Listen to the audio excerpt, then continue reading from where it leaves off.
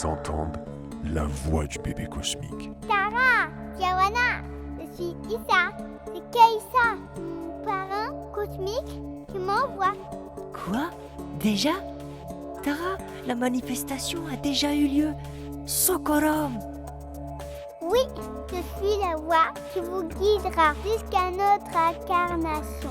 Après cela, vous serez mes parents sur Terre. Tara, émue, continue de regarder dans sa larme sur la carapace de la tortue. Elle y voit la réalité de leurs avatars terriens. Diawana, viens donc voir ça. Il y a dans la goutte de ma larme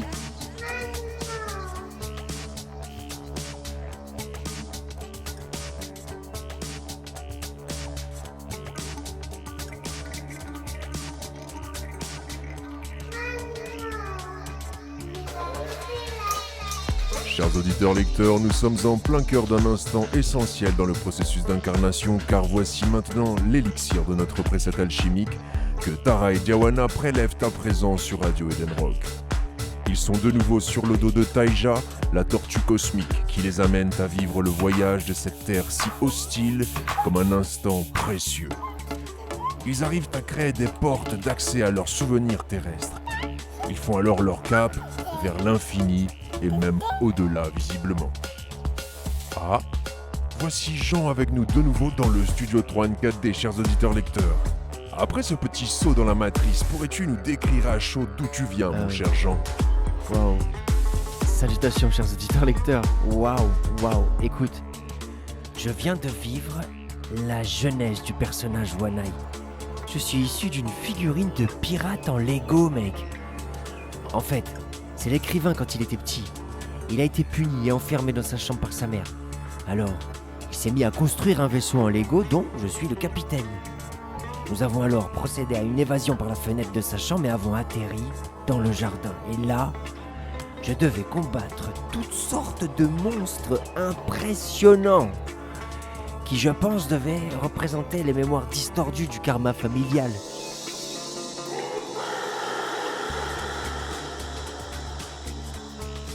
C'est vraiment troublant. Ça paraissait tellement vrai, même de mon point de vue de petit Lego, tu vois. Alors, quand je retrouve la dimension du camion, je t'assure, même si c'est encore une illusion de l'écrivain, je trouve ça bien plus rassurant. Oui. Ouais, illusion ou pas, on doit composer avec ce qu'il y a devant notre nez, Jean. Que ce soit bien ou mal d'ailleurs, c'est ça qui libère le karma de la Terre. Visiblement, chaque enfant doit jouer à un jeu primordial pour réussir à exprimer ce que l'âme de la Terre a besoin de vivre. Mais comment pouvons-nous vivre des expériences si fortes dans la matrice sans prendre les choses personnellement? En changeant notre point de vue sur ce que l'on est. Nous sommes des antennes et traitons de l'information karmique. Et c'est grâce à nos histoires de l'instant que nous les transcendons. Et même si on ne croit plus à l'évolution du terrien, on commence à s'amuser quand on va au cœur des choses, quel que soit l'état d'évolution des gens. C'est ça l'élixir de notre être. C'est cette capacité à aller au cœur des choses, avec tout un chacun. Et c'est au cœur du plus profond cauchemar de la Terre que nos deux reporters pénétreront le voile de l'illusion. Et nous aussi, mon cher Filament.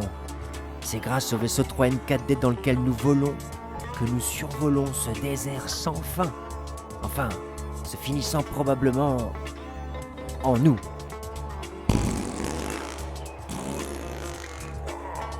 Oh là là, oui c'est ça être un île en toi. Désolé, on dirait que je m'incarne aussi moi. Bon, c'est sur cette belle transition que nous pouvons revenir au sujet que la mer a ouvert, n'est-ce pas? La paix. Ou plutôt, le paix dans le vent, n'est-ce pas, Jean? Oui, nous devons nous libérer de nos gaz librement. Les paix ne nous appartiennent pas, comme d'ailleurs la paix non plus. La société nous a inculqué qu'il fallait faire la paix en plein cœur de la bataille, alors qu'il y a juste à accepter la bataille en la situant mieux. Lorsqu'elle est en nous, alors nous devenons comme de bons guerriers dans nos jardins. Pour l'instant, on est plutôt comme des jardiniers à la guerre. Et la carotte, on l'a dans le... Oh, quel bonheur d'entendre l'éloquence de M. Filament et sa capacité à être cru.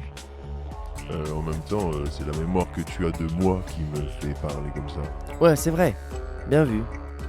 Mais alors, redéfinissons ensemble ce qu'est la mémoire. C'est juste une capacité, comme un ordinateur, pouvant stocker de l'information. C'est dans l'action de piocher à l'intérieur de cette capacité que le souvenir reprend forme et vie, afin de se mettre à jour dans une alchimie.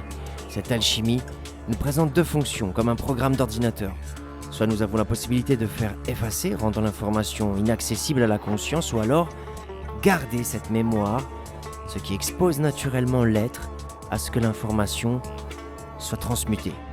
Ouais, rien ne se perd, tout se transforme. C'est ça. La conscience dans le corps va alors œuvrer à travers un discours entre la personne et le personnage, et ainsi transformer l'information. Il se trouve que lorsque ce trajet de paix en soi se fait de façon cohérente et naturelle, la personne attire à elle l'autre personne en lien à cette mémoire commune.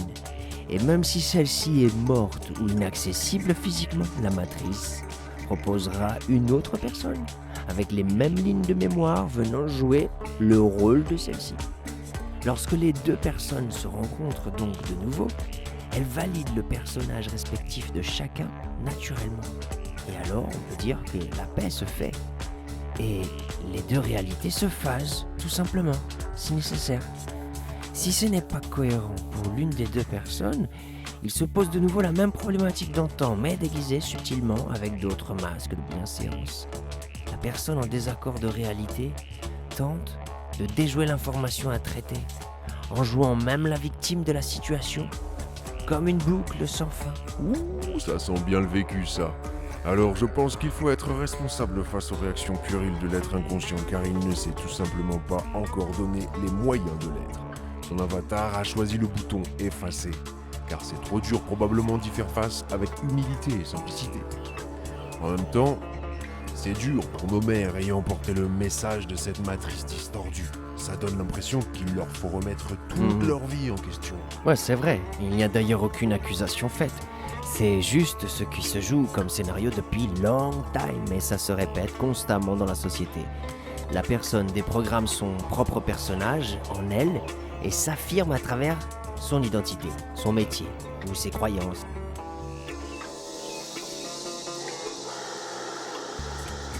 Les personnes que nous incarnons naissent de la matrice. Et ces personnes, c'est rien. On l'entend bien, ces personnes, monsieur, madame. Voici donc les terriens fous auxquels nous avons affaire. Rappelons que la matrice est à notre image et qu'elle nous entraîne à ne plus maintenir en vie la conscience ancrée dans notre corps si nous nous déresponsabilisons de nos actions essentielles. C'est comme ça que l'intelligence artificielle a gagné du terrain. Elle fait pour nous ce qu'on ne fait plus pour soi-même. La matrice société nous donne ainsi cette illusion que l'on vit au quotidien, créant ainsi un temps chronologique extérieur à nous, et non plus un temps organique. Nous sommes alors nous-mêmes ce temps qui s'étale et se gaspille dans l'espace à l'infini, sans qu'on le comprenne.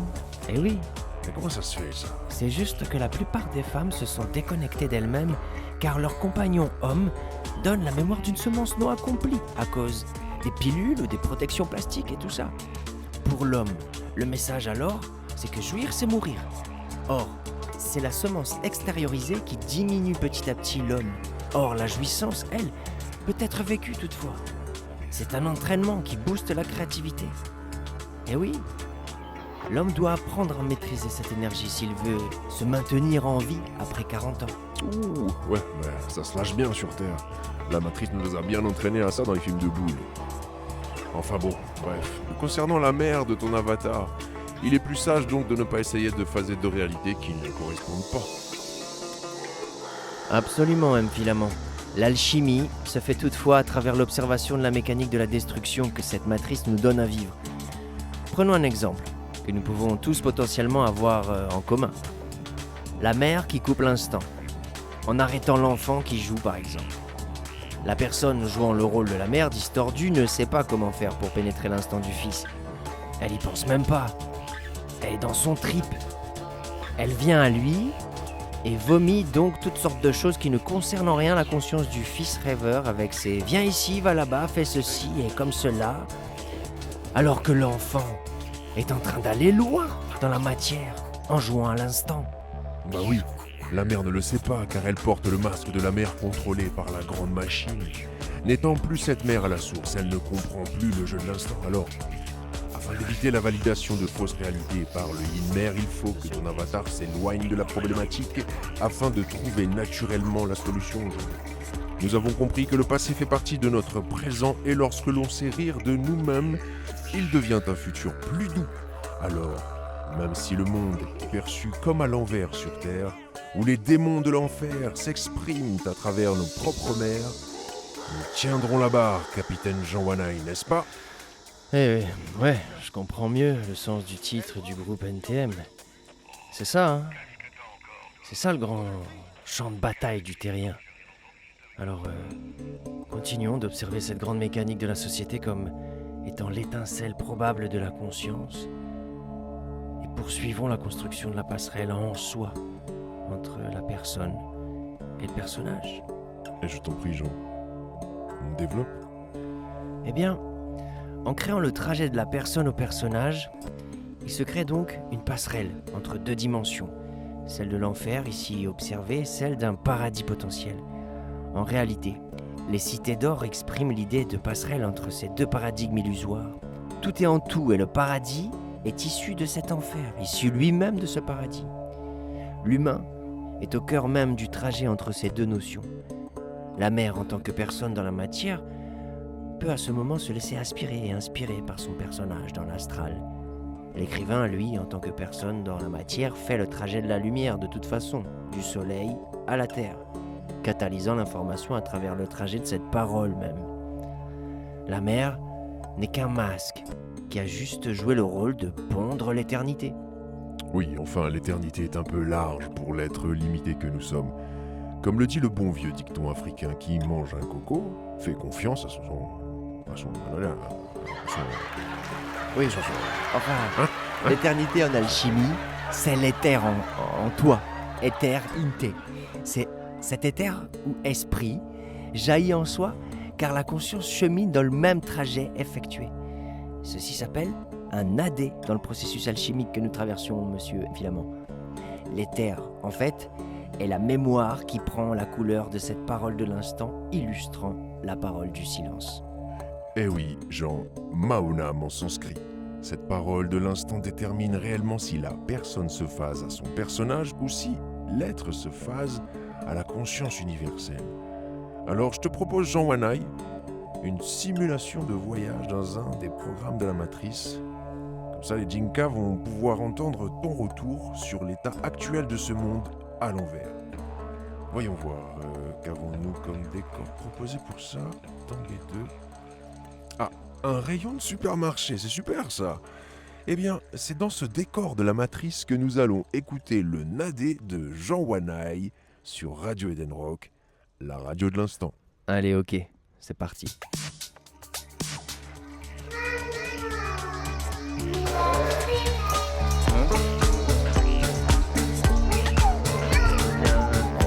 Oui, c'est vrai.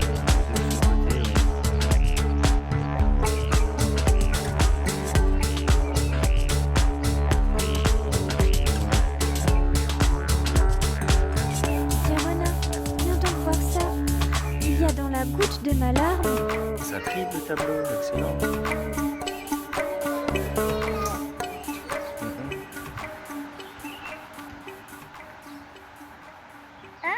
Non, non. Tiens, tu peux le glisser dessous, chérie. Ah, là, c'est assez pas mal. Mmh.